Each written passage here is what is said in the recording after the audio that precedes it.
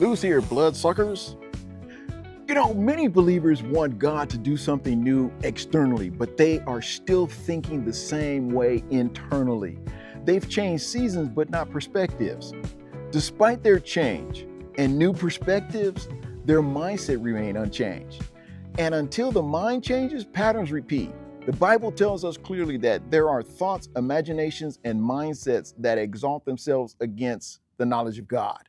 That means there are ways of thinking that directly oppose what God has said, even when they sound reasonable, logical, or familiar. Old mental patterns often sounds like I've tried before and it didn't work. This always happens to me. I don't expect much anymore. I've learned not to hope. I know how this ends. You know what? Those are not just thoughts, those are strongholds built from past experiences. And here's the danger: what you think repeatedly, you eventually believe. What you believe consistently, you eventually live. That's why scripture doesn't tell us to manage wrong thinking. It tells us to cast it down. Old mental patterns are formed through repetition.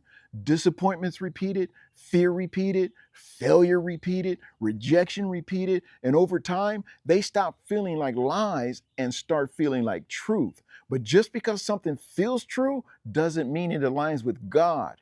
Breaking old mental patterns begins with recognition.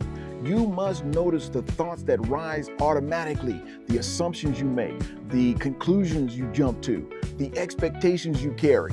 God is not asking you to deny reality. He's asking you to refuse agreement with lies. You don't break patterns by ignoring them. You break them by confronting them with truth.